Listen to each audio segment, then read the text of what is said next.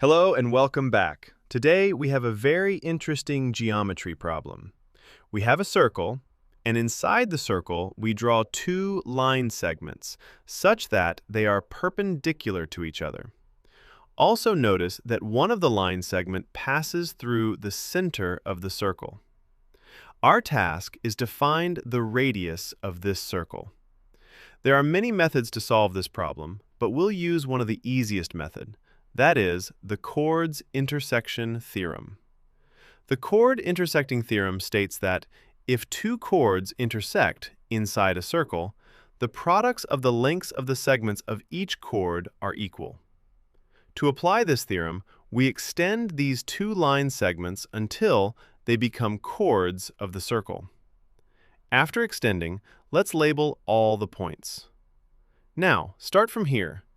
Let's label this point as point A, the point where the line intersect as point B. Point C is on the circle on the right side. The center of the circle as point O. Point D is on the circle at the top. Point E is on the circle at the bottom.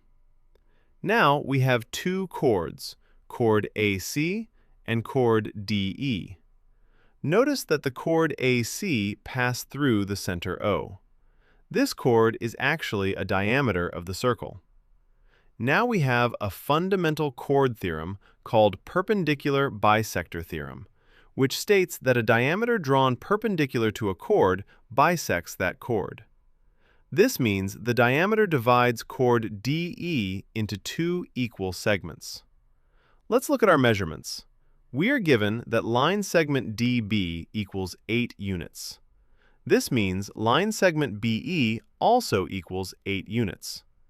Now, the line segment BC equals 12 units.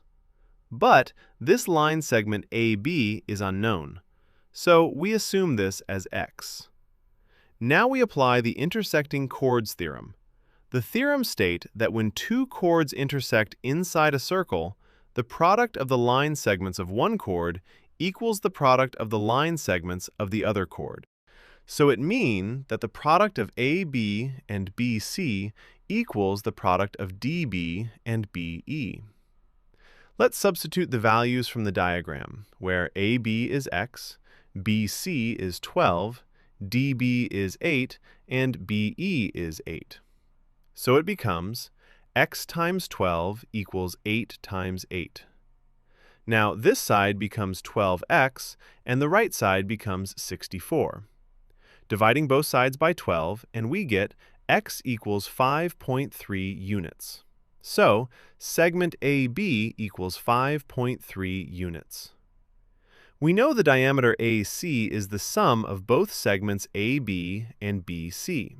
So, AC equals 5.3 plus 12. AC equals 17.3 units.